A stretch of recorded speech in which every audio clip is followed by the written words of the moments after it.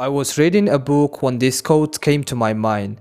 The function of education is to teach one to think intensively and critically. Intelligence plus character, that is the goal of true education. When the school system is so outdated that it was designed in the industrial age, the mentality is mass production and mass control, then you know there is something wrong with the system in this new age. Children have to follow the exact instruction of a teacher, and only when they do this, they get a reward. These are values of factory workers in the industrial age, not for kids in the technology age, where problem solving, creative thinking, and teamwork are needed. This is the reason why children are often bored playing with their smartphones, because they have to follow instructions all day. Learning is only about stubborn memorizing of information that will be frequently tested with an exam, and most knowledge will be forgotten after that. The test scores are the only thing that counts. There is no room for different passion and interests because everybody gets filled with similar useless information.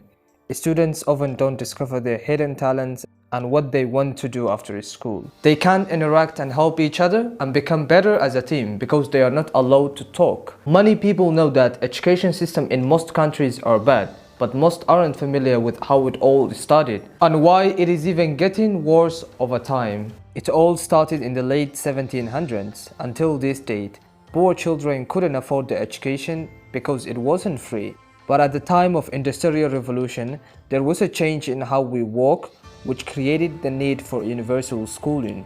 The factory owners required people to have a routine to do the same task over and over efficiently and without an error. They should follow the orders which the manager told them and always be on time. Sitting in a school all day with a teacher was a good training for that. The school system's motto is either you can or can't make it. Students are being trained but not educated, and they don't even know how to learn efficiently. If you are bad at science or maybe math, they would say you aren't trying hard enough.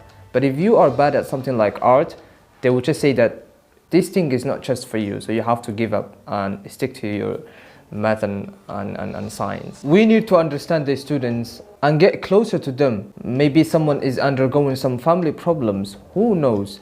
Maybe someone is not having a full belly, or maybe someone is not having a good night's sleep. There are so many factors in life that can make every student feel unmotivated. If you are a teacher or a parent, you have to get closer to your students or your child and ask him or her, how was your school today? What did you learn? How is your overall understanding? So we have to give the students sort of a humanitarian act. If we're a teacher, we have to change this system of schooling and don't let the students feel unmotivated. Whenever the students graduate, they would say to you, where should I go? Now I don't have a job. No one will hire me because I know 2x plus 1 is equal to 2x plus 1. Who uses that in real life? No one cares that. But we have to always teach students how to talk to other people, how to build their mental health.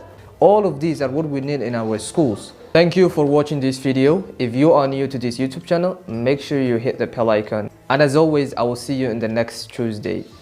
Thank you and peace out.